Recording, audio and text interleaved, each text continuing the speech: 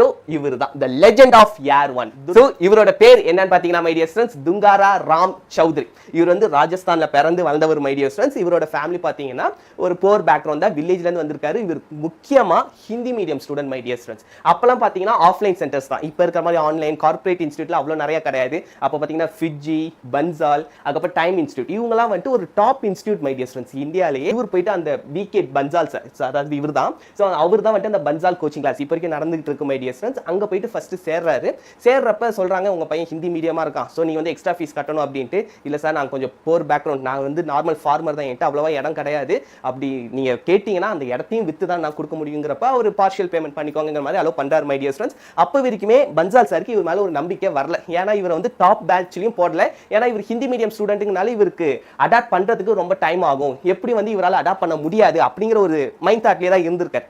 So படிச்சுட்டு வந்திருக்க result day வந்துச்சு மை டியர் ஸ்டூடண்ட்ஸ். அதுதான் சூப்பர்வான டே இவரோட லைஃப்ல மை டியர் ஸ்டூடண்ட்ஸ். எல்லாரும் யார் ஒன் யாருன்ட்டு காலையில இருந்து ஈவினிங் வரைக்கும் சர்ச் பண்ணிட்டே இருக்காங்க. என் கிளாஸ்ல வரலையா, உங்க கிளாஸ்ல வந்துச்சான்ட்டு ஒரு டீச்சர்ஸும் எங்க நம்மளோட டாப் ஸ்டூடெண்ட்ஸ் யாருமே வரலையே, அப்ப யார் தான் வந்திருக்கான்ட்டு அவங்க ஈவினிங் வரைக்கும், அவங்க கடைசி வரைக்கும் யாருன்னே தெரியல மை டியர் ஸ்டூடண்ட்ஸ். அவங்க இன்ஸ்டியூட்குள்ளாரே அவங்க கால் பண்ணி கேட்டுக்கிறாங்க, உங்க இன்ஸ்டியூட்ல யார் ஒன் வந்துட்டாங்களா, இல்ல எங்க இன்ஸ்டியூட்ல யார் ஒன் வரல அப்படின்ட்டு. இவங்களுக்குள்ள ஒரு காம்படிஷன், இன்னும் ஹைப் ஏறிக்கிட்டே இருக்கு. அப்பதான் ஈவினிங் இவர் வராரு, வந்து ரிசப்ஷன்ல சொல்றாரு, மேம் நான் தான் மேம் யார் ஒன் வந்திருக்க அப்படின்னா. யார் ஒன்னா, யார் நீயா அப்படின்ட்டு ஷாக் ஆயிட்டாங்க. என்ன சார் சொல்றீங்க, நீ எப்படா வந்தேங்கிற மாதிரி அவங்களுக்கு ஷாக்கு.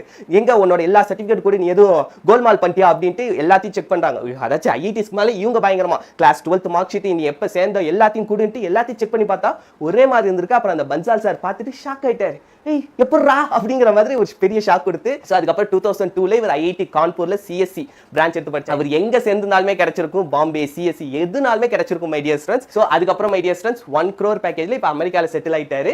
அங்கேயே வந்துட்டு Oracle அப்படிங்கிற ஒரு கம்பெனில மோர் தென் இப்போ 1 crore மேலேயே கூட வாங்குவார் மை டியர் ஸ்டூடண்ட்ஸ்.